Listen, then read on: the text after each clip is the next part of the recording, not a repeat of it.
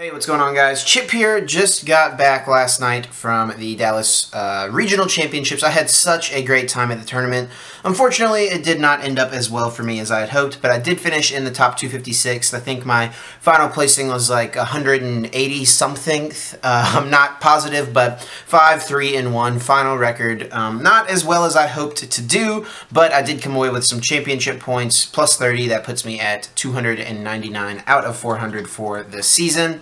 So, yeah, I had a great time hanging out with friends, all that stuff. I met a ton of new people. Thank you so much to anyone who came up to me. And I had a great time playing the deck I chose to play. I did decide to play a Zoroark Magenezone deck, so I want to show you guys that list now. It is so much fun. And there's actually several people that played it. Everyone who played it started off really, really well, around like 3-0, 4-0, some even 5-0. And then nobody ended up making day 2 with the deck, unfortunately. But the deck is very fun, and I think it has a really solid matchup against basically all of the Zoroark variants, and just got a little bit of unfortunate luck my way, and, you know, it is what it is, but I had fun playing the deck, so I can't complain past that. So we're going to go ahead and hop into the list here and get this on the way, starting off with 4 copies of Paralyzing Gaze Zorua, just the best Zorua. Flip a coin if heads. The defending Pokemon is now paralyzed. I think I had to use this like twice throughout the weekend, and it wouldn't have mattered if it was the other ones that do damage, so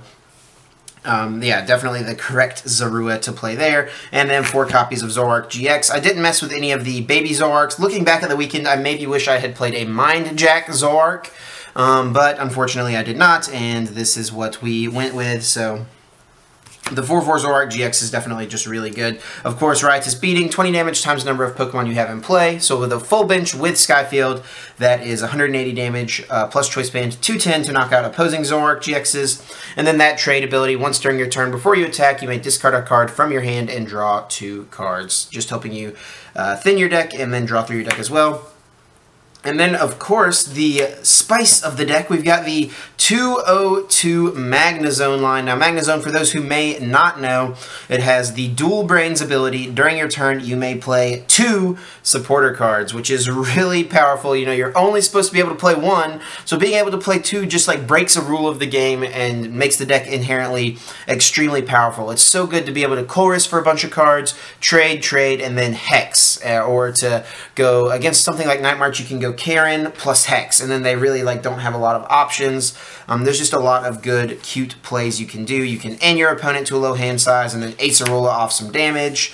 And yeah, Magenezone just, you know, it's just really, really good. That's all there is to say about that. 202 line, we do play the rare candies. We'll talk about that when we get to it in a second. Then, of course, we've got 4 copies of Tapu Lele GX with that Wonder Tag ability. When you play it from your hand onto your bench, search your deck for a supporter card. Just key to get those supporters out of the deck so that we can get set up. 3 copies of Execute with that Propagation ability. Once during your turn, if it's in your discard pile, you can put it from your discard pile into your hand. So it has good synergy with the trade ability. Usually you want to be trading away dead cards in your hand, though, so you don't always use Execute, but it is there for that option. This is mostly here to combat Sudowoodo from Guardians Rising. Every deck in Expanded basically plays Sudowoodo. So the idea is that you go Colress for a bunch of cards with Dual Brains Magenezone in play, trade, get what you need, and then you propagate 3 times from the discard pile, you play Hex Maniac, and then you can bench 3 Executes plus 1 more basic Pokemon that you drew into, and that lets you get the full 210 off with Zoroark. So that's the idea there to combat Sudowoodo. And it was definitely very effective for that throughout the weekend. I did that basically every game I needed to, and it was never an issue. So I'm going to slide those over, make sure you guys can see that. And then did play 1 copy of Shaman EX. I don't think I ever really used this. I think I used it a couple times, but I never like needed it. But I definitely think it's a good spot in the deck. It's a good basic Pokemon. It's plus 20 damage for Zoroark, and it can let you hit stuff that you need at certain times and can get you out of a tough situation for sure. And then, of course, 1 Sudowoodo from Guardians Rising. With that Roadblock ability, your opponent can't have more than 4 benched Pokemon. So There is the Pokemon lineup, pretty solid there, and then we're going to move on to supporters. We've got 3 copies of Colress here. Shuffle your hand into your deck and draw a number of cards equal to the number of benched Pokemon in play, yours and your opponent's. So being able to Colress for 12 to 16 or like 9 or 10, something like that. Those are the most common numbers I Colressed for. I Colressed for 9 and 12, I think, the most of any number, and 8 a lot as well, just because of like opposing Sudowoodos and stuff like that. But yeah, Colress, super good. Not much else to say about that. 3 is a really good number because you really want to do it every single turn 2 that you can after getting a turn 1 Bridget. Speaking of which, we do have 2 copies of Bridget. Search your deck for up to 3 basic Pokemon, except EX Pokemon, and put them onto your bench. So just getting down those Zoruas turn 1, getting down Zorua, Magnemite, or if we have some of those pieces in our hand, we can go like Zorua, Sudowoodos, things like that. Bridget just is really good to get set up. And then 2 copies of Hex Maniac so that we can, you know, get around Sudowoodo from Guardians Rising. We also disrupt our opponent with Hex Maniac by going Colress, trade, Hex, and then that means that they're not able to use their trades and stuff like that, since Zoroark is definitely the most popular deck. And then on to the 1 of supporters, and there are a lot of them. We've got 1 copy of N, 1 copy of Guzma, and 1 copy of Getsis. I'm not going to explain each of these. These are kind of self-explanatory if you've played the game before. We've got 1 copy of Acerola, just to pick up some damaged Pokemon, get back DCEs. We've got 1 Plumeria. I'll explain this one. This was used for, in theory, for the Zoroark Lycanroc matchup to keep the fighting energy. Since they need to attach twice to Lycanroc GX, you can use Plumeria to keep one of the energies off of the Lycanroc for sure. We got 1 copy of Karen for that Night March matchup, and then finishing out the supporters, we got 1 copy of Pokemon Ranger, which I never used throughout the weekend. I actually never used Karen either because I didn't play against any Night March, but Pokemon Ranger was there for Seismitoad, never played against any Toads. It can also be used to get around Glissopod's Armor Press, but I also played 1 copy of Professor Kukui, which can also get around Glissopod GX's Armor Press attack. I did originally have 3 Bridget and didn't play Kukui, but Azul, the night before the tournament, convinced me to play the Kukui. He said it'd be good for things like Wailord. It lets you, if you play Kukui twice in a turn, you can one-shot a Wailord. If you play Kukui twice in a turn, you can one-shot a Gardevoir GX. So there's lots of good uses for it for sure. And I'm glad I played it. I didn't play against either of those decks, but there was a lot of Wailord at the tournament, so I'm definitely glad that I included it in my list in case I did go up against any. We got 4 copies of VS Seeker, letting us get any of these supporters out of the discard pile. You'll notice I don't play Lusamine. I don't think that that is a necessary card in the deck. You know, you're trying to break the rules of the game by getting to play 2 supporters a turn, and Lusamine effectively just is like wasting that, honestly, because you use a supporter, one of your 2 supporters, to get back a supporter, which is the same thing VS Seeker can do for you. So I just found more use out of this. I think Lusamine, when you play it, it makes the deck a lot slower, and ideally I think you just want to go fast, take 6 quick prizes with this deck, and VS Seeker lets you be a lot more aggressive than something like a Lusamine would. Of course, we do have to play 4 copies of Ultra Ball, letting us get any Pokemon out of our deck. Good to find that turn 1. Bridget with Tapu Lele, getting down some Zoroarks into play, and helpful to get Magnezone, of course. We've got 4 copies of Puzzle of Time, letting us use any resources from our discard pile that we might need, or just get them back.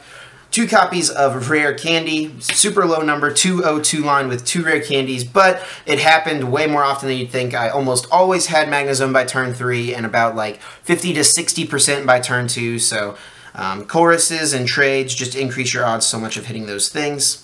We've got 2 copies of Choice Band. I really wish I had a 3rd Choice Band, but unfortunately only played 2. It ended up being fine in all except 1 match, and I'll talk about that when we get to it. But Choice Band, of course, just is really important to hit those numbers with Zoroark GX. We do have 3 copies of Skyfield, the Stadium of Choice, up to 8 benched Pokemon, which lets us hit those big numbers with Zoroark. Self-explanatory. 1 copy of Computer Search for the A-Spec of Choice.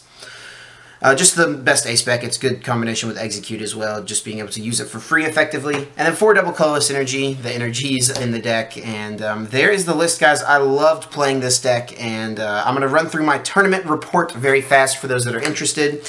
and we'll get underway. Round 1, I played against Richard Rothenbach, who was playing a Golisopod Zoroark deck, and one of the reasons I wanted to play this deck is because I just feel like it is super favored against all other Zoroark variants, and especially Golisopod Zoroark. I found that matchup to be pretty good for this deck because they really rely on trying to you know, just stall and delay with Acerolas, and when you're one-shotting them, it kind of take away from their strategy. So that was definitely solid. And then, oops, I just backed out. There we go. And round 2, so I got a win there in round 1. Round 2, I played against Anthony Kelly, who I believe was also playing Golisopod Zoroark, so 2 in a row. And yeah, same thing. I just felt like that matchup is like super good for this deck, so I won a couple of games there and got the win, moving on to 2-0. And then in round 3, I played against Blake Johnson, who was playing a Lawn Zoroark deck with Seismitoad. I didn't see a Alolan Muck in his deck. I don't think he played that, but he played at least 2 Execute, and yeah, that was a pretty good game there. We went to 3 games in that set, I believe. But I ended up coming out on top. Like I said, I just feel like this is really good against all those other Zoroark variants. You have to excuse my dog squeaking her toy over there. It looks like she's calmed down. Okay. And then round 4, I do take my first L. So I start off 3-0, feeling really great. Hey, Pepper, quit. Okay, there we go. She calmed down. I do start off 3-0, so I'm feeling like super good, super confident in the day. But round 4, I do go up against Riley Hulbert, who, if you guys are watching this, you probably know is the guy who eventually won the tournament. This is the first time I've met Riley in person. He was such a nice guy, really genuine, and his deck was really good. And we played a set. I won game 1 because, like I said, I just feel like this deck is really good against other Zoroark variants, especially once Magenezone comes into play. Hey, quit. Sorry, guys. I'm going to keep going here. And then game 2, I went set up pretty normally, and then I went chorus, trade, and I needed a choice band for the KO, and I whiffed the choice band, unfortunately. So if you miss a knockout in the Zoroark mirror match, you just, you know, get too far behind, and there's not much else you can do. And so that's why I was like, man, I really wish I had played the 3rd choice band. That's one other thing Azul had told me. He's like, you really probably should try to find a spot for a 3rd choice band because you just need that consistency. You're going to need it all the time for those knockouts. So playing 2 was definitely greedy, and it hurt me in that matchup.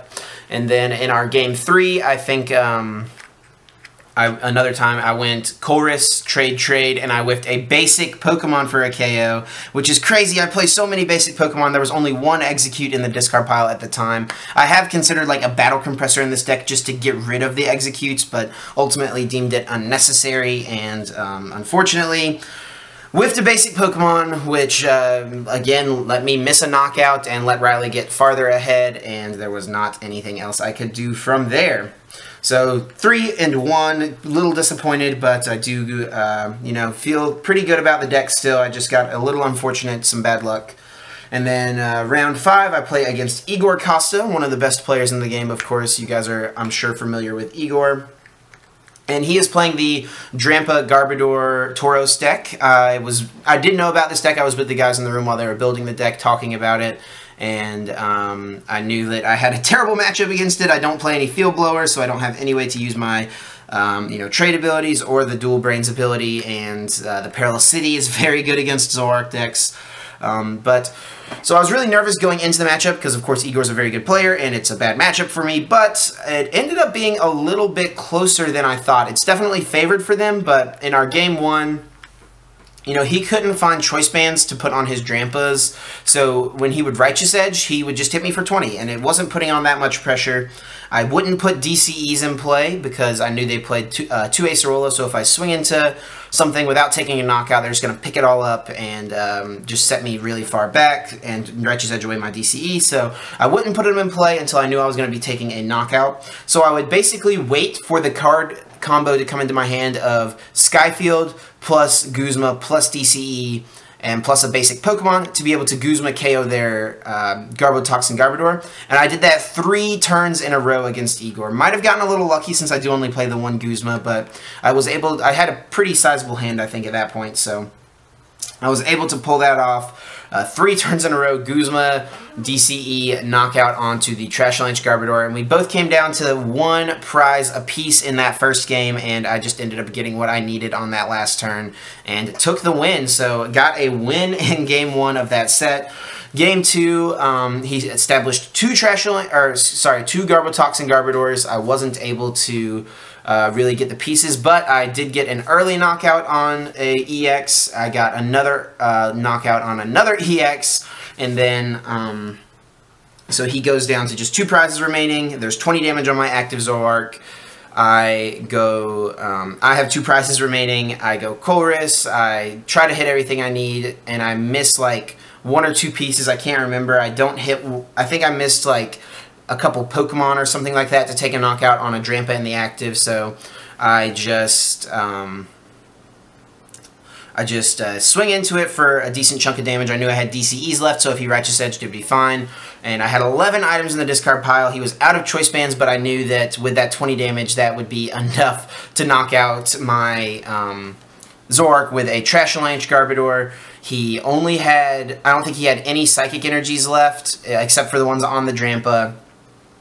And he had 1 VS Seeker left and 2 Acerola in the discard pile, and he had his last VS Seeker to pick up the Drampa, put the Psychic Energy onto the Trashalanche, and knock me out for the win, unfortunately. But, and then we didn't have enough time to finish Game 3, unfortunately, but that was a really good set against Igor. It was a lot closer of a matchup than I anticipated, and it feels okay to come away with a tie against one of the greatest players to have played the game, so that was round 5, so I'm at 3-1-1 now. Then round 6, I go up against Tyler Matthews, who's playing the Archie's Maxie's deck with Gallade and the Gyarados that does more damage based on the number of Magikarps in the discard pile, which is a really neat deck, but can struggle with some things like Getsis and, you know, Item Lock and things like that. But, you know, he was out here playing it. He was 3-1-1 as well.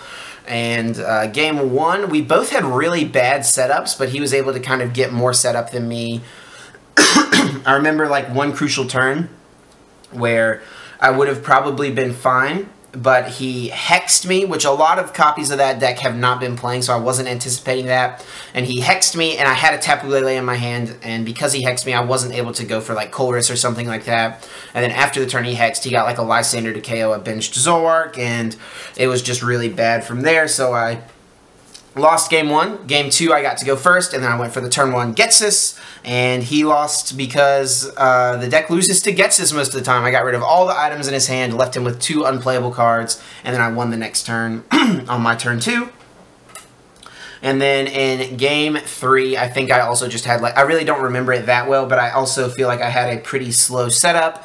And if you have a slow setup against a deck like that, and they don't really miss much of a beat, you know, he got the turn 1 Maxies, turn 2 Archies, and just kind of went on from there and got the win. So that unfortunately did knock me out of Day 2 contention at 3. Alright, hey guys, sorry about that. Camera died, so I had to cut away, charge it for a little bit, but we're back. I was just talking about the Gyarados Gallade deck that I unfortunately did take a loss to, but that did knock me out of Day 2 contention, which did kind of suck, but still wanted to play for points, of course. So moving on to round number 7, I played against Edmer Lara, who was playing a Zoroark deck.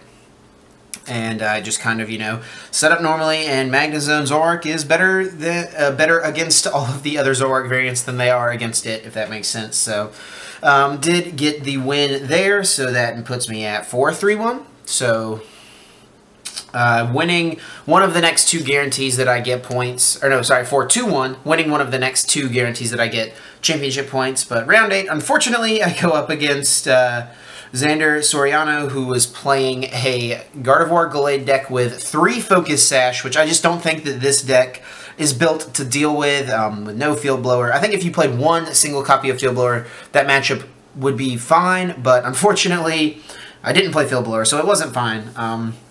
So I did take the L there, and then round 9, if I win this, I get points. If I lose this, I come away with nothing on the weekend. But I go up against Josh Alvarez, who is playing a Gliscopod Gliscopod Zoroark deck, which I'm happy to see, 3rd one of the day, and I did get the win there. So thankfully, Zoroark did come out in the clutch, getting me some championship points. Didn't do as well as I wanted to, like I have said, but still glad to come away with something. Plus 30 points, that puts me at 299. and on track for getting my invite. So excited about that. And I just had a great time in the tournament. I loved playing this deck. I really wish I could have made it into day 2 to do a little bit, get a little bit better of a placing with the deck, but still glad that it came away with some points. So let me know what you guys think of this deck down in the comments section down below. I enjoyed playing it, like I said, and give it a try on PTCGO. Let me know what you guys think of it. So thanks a bunch for watching, guys, and until next time, take care.